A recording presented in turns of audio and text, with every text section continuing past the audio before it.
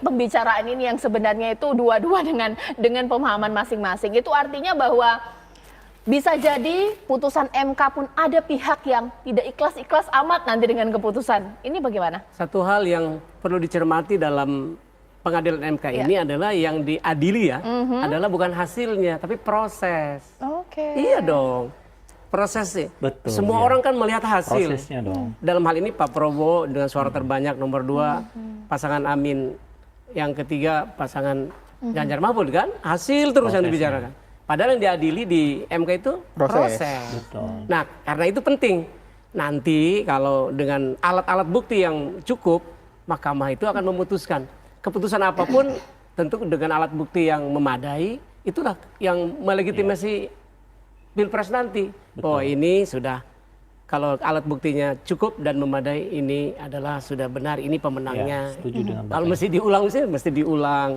Kalau ada keputusan yang tengah lain, yang diantara keduanya mungkin ada keputusan lain, silakan gitu. Karena ini yang dia diadili proses, bukan hasil. Itu menarik sekali.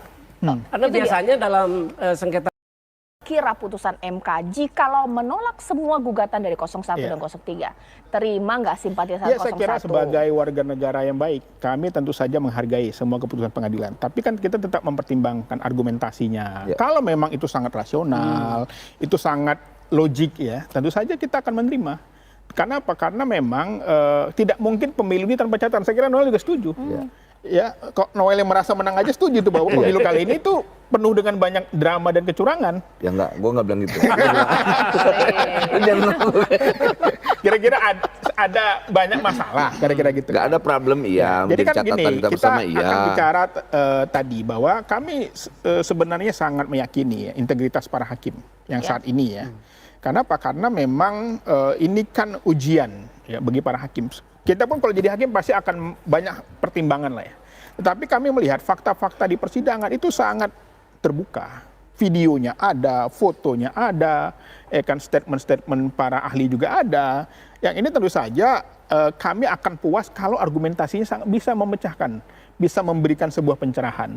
Karena lagi-lagi contoh video kepala daerah misalnya, dengan kepala dinasnya, dengan atributnya, itu kan nggak bisa dibantah. Mau kita bilang apa? Nggak cukup bukti? Ya buktinya ada. Tapi tinggal pertanyaannya, oh kan tidak sistematis katanya. Tapi pertanyaannya tadi, memang ada. Memang ada, itu nggak bisa dibantah. Ya, tapi tinggal pertanyaan pembuktiannya. Tapi kan memang ibarat fenomena gunung es, sesuatu yang terlihat di muka itu biasanya di bawahnya lebih parah lagi tuh. Ya, bisa lebih parah lagi, ada banyak lagi fakta-fakta yang tidak tersampaikan. Tetapi kami meyakini ya, bahwa proses ini adalah bagian dari demokrasi kita. Baik, Bang Noel, kalau alasannya logik kami terima, tapi bukti tidak terbantahkan, inti artinya juga menerima dengan catatan juga ini bagaimana? Ya kan semua nanti kan berbasis data dan fakta ya, basis data dan fakta, dan semua juga pasti ada argumentatif yang logis gitu. Nggak mungkin sekelas hakim yang tadi dipercaya oleh Iqbal bahwa ini mereka ini sosok hakim yang punya integritas. Jangan nanti pas keputusannya bahwa dituduh hakimnya mahkamah kalkulator, mahkamah keluarga. Maksud saya gini, fair nggak, berani nggak kita sama-sama mengakui bahwa ketika keputusan nanti kita harus mengakui bersama-sama bahwa ya nanti presidennya Prabowo. Kemudian ada catatan-catatan khusus terkait misalnya ada sistem yang kurang baik buat demokrasi ke depan. Nah itu harus juga kita menjadi concern kita bersama. Gitu. Jadi maksud saya komit dulu lah, ini memang ada problem misalnya kemarin menurut kawan-kawan 01. Memang Noel juga mengakui ada masalah. Enggak, gue belum. Catatannya mungkin gini Bang Iqbal, sudah terima aja lah Pak Prabowo jadi presiden kalau ada catatan diperbaiki di pemilu ke depan. Gimana Bal? Gimana Mas Iqbal? Ya tadi ini bagian dari pelajaran penting bahwa jangan sampai Pak Prabowo juga duduk di kursinya nggak nyaman karena wah itu presiden curang tuh.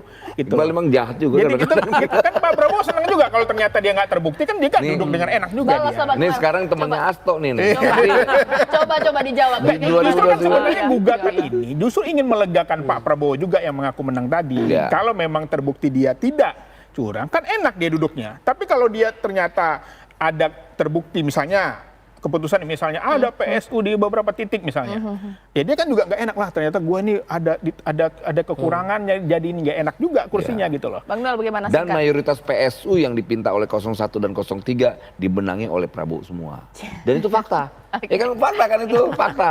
Nah, baik. kemudian tadi apa yang disampaikan, ya jangan sampai nanti Presiden Prabowo ini malah terorkestrasi hasil pemilu curang. Makanya dibutuhkan yang namanya pengadilan yang adil seadil-adilnya. Maksud saya ketika nanti sudah ada keputusan ya makanya termasuk Mahkamah Konstitusi ini, termasuk ketika Iqbal harus mengakui dong, harus fair juga Iqbal nih. Iya. Jangan bandel lu Bang. Nggak gini, harusnya juga ketika Pak Prabowo bergabung dengan Pak Jokowi, harusnya Pak Prabowo juga minta maaf karena nuduh Pak Jokowi dulu curang, karena nggak terbukti gitu. Tapi itu nggak keluar juga dari mulut Pak Prabowo.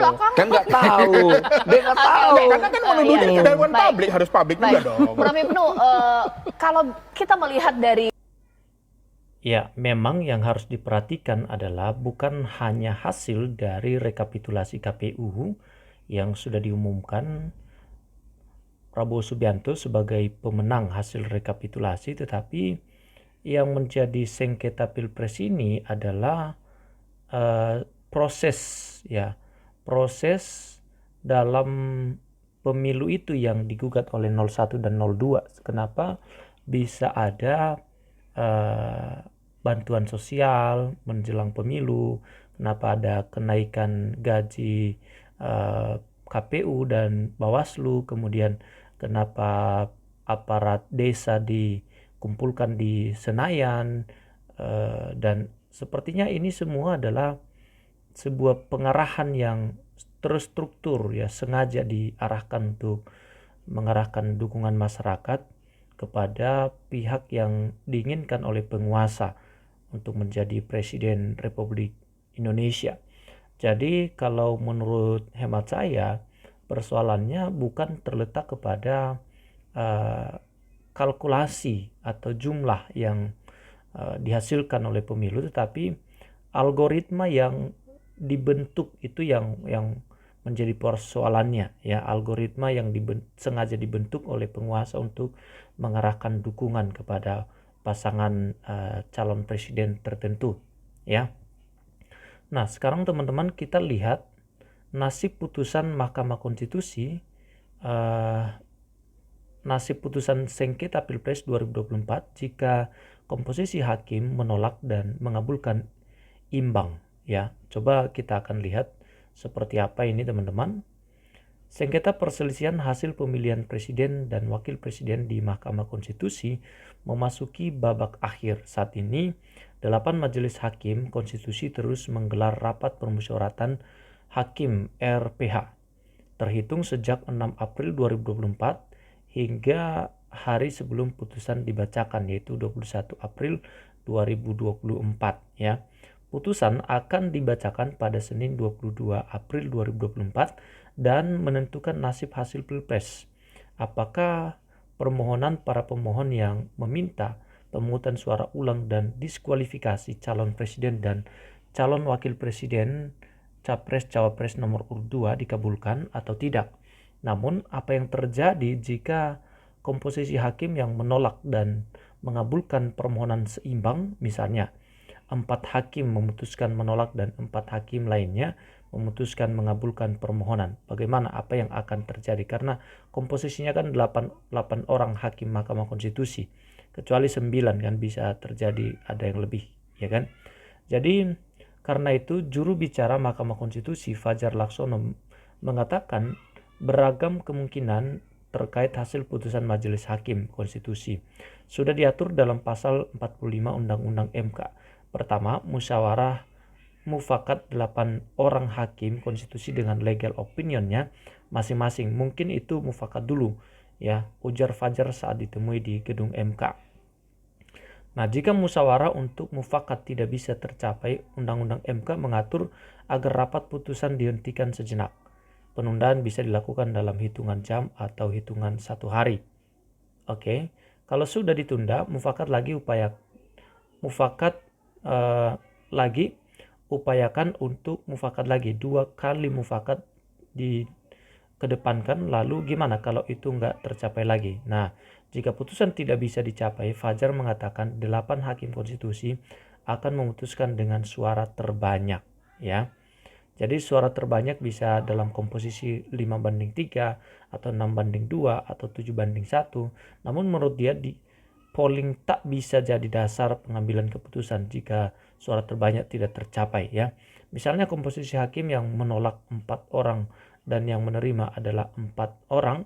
Di pasal 45 Undang-Undang MK ayat 8 itu dikatakan kalau dalam hal suara terbanyak tidak bisa diambil keputusan. Itu dikatakan imbang 4/4. Maka di mana suara ketua sidang pleno itulah keputusan MK.